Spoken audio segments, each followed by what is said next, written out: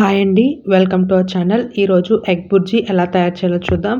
ఈ రెసిపీ మనకి రైస్లోకి, రోటీలోకి చాలా బాగుంటుందండి. ఈ రెసిపీకి కావాల్సిన పదార్థాలు ఏంటో, తయారు చేసే విధానం ఏంటో ఒకసారి చూసేద్దాం. కావాల్సిన పదార్థాలు: 2 కోడిగుడ్లు,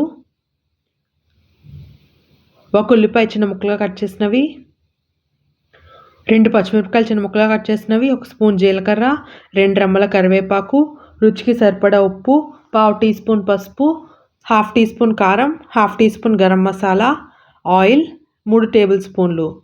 ముందుగా స్టవ్ ఆన్ చేసి ప్యాన్ పెట్టుకోండి.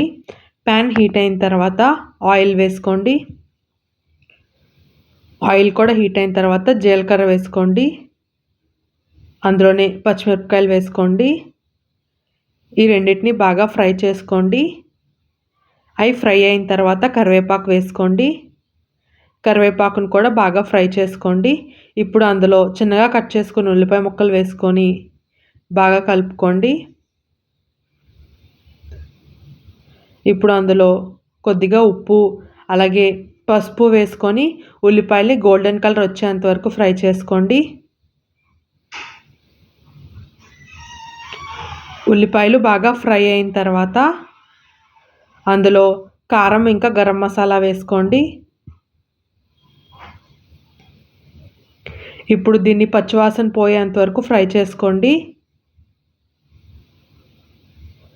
కారం పచ్చివాసన పోయిన తర్వాత కోడిగుడ్లను బ్రేక్ చేసుకొని వేసుకోండి. ఇప్పుడు కోడిగుడ్లని పెద్ద పెద్ద ముక్కలుగా వచ్చేలాగా ఫ్రై చేసుకోండి. కోడిగుడ్లు ఏగడానికి మినిమం 5 మినిట్స్ పడుతుందండి. సిమ్లో పెట్టి బాగా ఫ్రై చేసుకోండి.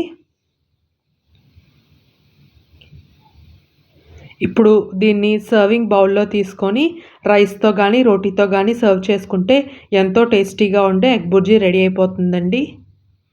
వీడియో నచ్చినట్లయితే లైక్ చేయండి, కామెంట్ చేయండి, షేర్ చేయండి, సబ్స్క్రైబ్ చేయండి.